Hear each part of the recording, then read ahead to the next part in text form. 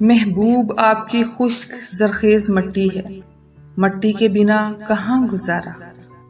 وقت بے وقت کی یاترا میں جھانکتی اداسی ہے یا تڑپ کہ وہ محبت جو ہبا تھی وہ برتر ہو گئی اور دل سے ماں سوا ہر عنصر خاک کو مٹی میں مٹی مٹی کر دیا۔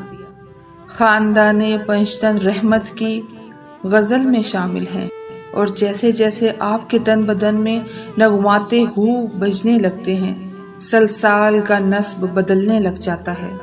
یہ مٹی جو ابن آدم سے جڑی ہوتی ہے، وہ ہما مسنون جو پانی کا خاصہ ہے، وہ پانی خاندان پنجتن کی روحیت کا جمع لیے مٹی کو ترابی بخش دیتا ہے۔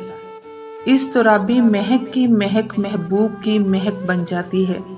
یہ تڑپ آفاقی ہے، یہ جان پہچان کے مراحل نسب نامے میں طے شدہ ہے۔ یہ خاندان پنجتن کی شان ہے کہ وہ جس گھر میں مہمان ہوتے ہیں وہ گھر خود عالی شان ہو جاتا ہے۔ ان کی کرسیاں جس گھر میں منور ہوتی ہیں وہ استخوان حسن نامے بن جاتے ہیں۔ وہ ذرے ترابی اور وہ آنکھیں سرمئی مثال نجف کے قوب حسینی لیے جب خاتون جنت کے منارے پر رکتی ہیں تو نواز دی جاتی ہیں۔ تب ارشاد اور رشد ایک سینے سے خارج ہونے لگتے ہیں۔ تب باد صبا بدن حجاز کا بو ترابی لہن بن جاتا ہے۔